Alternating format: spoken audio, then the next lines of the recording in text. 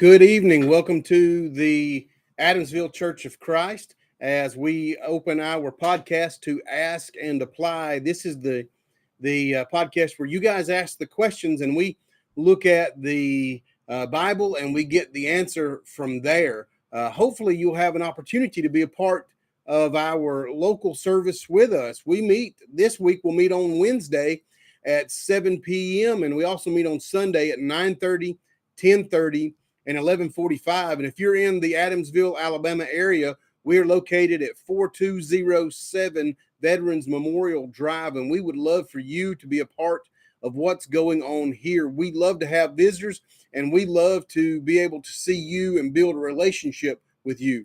Before we get into our question, if you have a question, you can send it to this email address right here that's above my finger, and you can send one, or you can send 10, or you can send 50, or however many that you have, and we will have an opportunity to answer those once every day at around noon. I know today is a little bit early, but I have a few things going on in the office, and I wanted to make sure get this out early rather than late.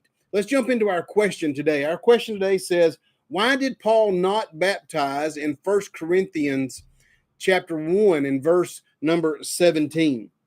If you have a Bible, let me encourage you to open that to 1 Corinthians 1:17. And there the Bible reads this: For Christ sent me not to baptize, but to preach the gospel, not with wisdom of words, lest the cross of Christ should be made of none effect. The idea here that Paul is mentioning is that there is a difference between conversion and baptism. And you say, what are you talking about, preacher? Well, anything and anyone can be baptized. All that means is to dunk it, to submerge it in water or some sort of liquid.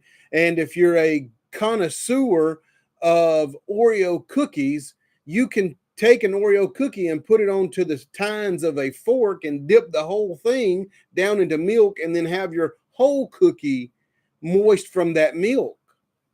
It's been baptized in the most literal sense, but it's not been converted. You see, conversion is different from baptism. Conversion is the point at which man begins to follow after Christ, and one of those steps of following after Christ is to contact his blood through baptism. Paul is writing in 1 Corinthians chapter 1 and verse 17, not to say, God didn't send me over here to baptize everybody. He sent me over here to teach and to convert. And when a man is converted, then he'll be baptized. See, baptism is a natural process of being converted. And it's necessary that you and I understand that Paul would gladly baptize people. Paul would have gladly baptized those who were being converted to Christ.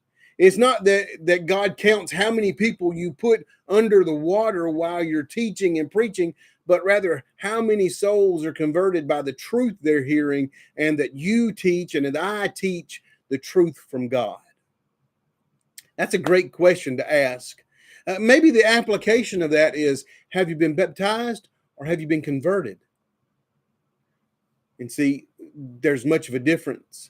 For those who have just been baptized, while they may walk out of the church building and away from the church itself, living like they always have and nothing changed. But for those who have been converted to Christ, they see that fundamental change in their lives, which is triggered by that baptism into the family of God. If you'd like a little more information on conversion and baptism, I would encourage you to read Romans chapter 6. That'd be a great place to go, knowing that you can either be a slave to sin or a slave to righteousness, and that you can't be both. That'd be a great place to start reading about the idea of conversion and baptism. Hey, I have enjoyed my time with you today. I hope that you have too. I hope that you'll be back tomorrow at noon and we'll do this all over again.